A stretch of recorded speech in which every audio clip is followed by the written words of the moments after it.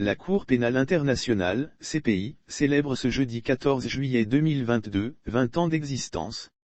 À Abidjan, cette commémoration a été marquée par l'organisation d'une table ronde, au plateau. Cour pénale internationale, 20 ans après, enjeux et défis. C'est le thème de la table ronde qui a réuni ce jeudi plusieurs experts dont Dr Niamien Yao, président de l'Institut africain de développement et de stratégie, IADS, et Ali Ouattara, coordonnateur des coalitions de L, Afrique francophone pour la CPI, CAF-CPI, qui ont animé des panels.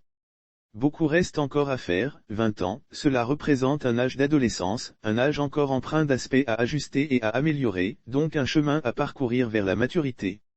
En 20 ans, la CPI a beaucoup fait pour justifier sa nécessité, mais beaucoup reste encore à faire, a souligné Nouhoum Sangaré, représentant chef des bureaux de la Cour pénale internationale en Côte d'Ivoire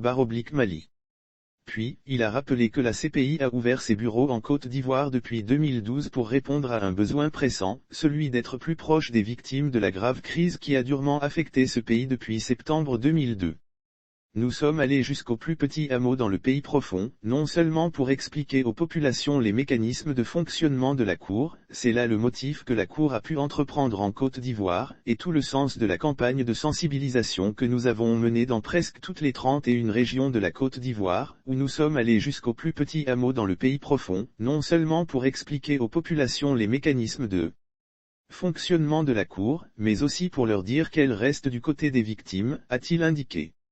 Lire aussi Côte d'Ivoire, ce que les familles des détenus politiques attendent de la rencontre Ouattara-Bédié-Gbagbo évoquant les actes de terrorisme perpétrés notamment en Afrique de l'Ouest. Monsieur Sangaré s'est voulu très clair, la CPI n'a pas compétence, a priori en matière de terrorisme mais, dans certaines circonstances, les actions terroristes peuvent être qualifiées de crimes de guerre, de crimes contre l'humanité ou de crimes de génocide et ainsi faire l'objet de poursuites pénales devant la Cour. Pour sa part, Bernard Coissier représentant le ministre de la Justice et des Droits de l'Homme s'est félicité de la bonne coopération entre la Côte d'Ivoire et la CPI.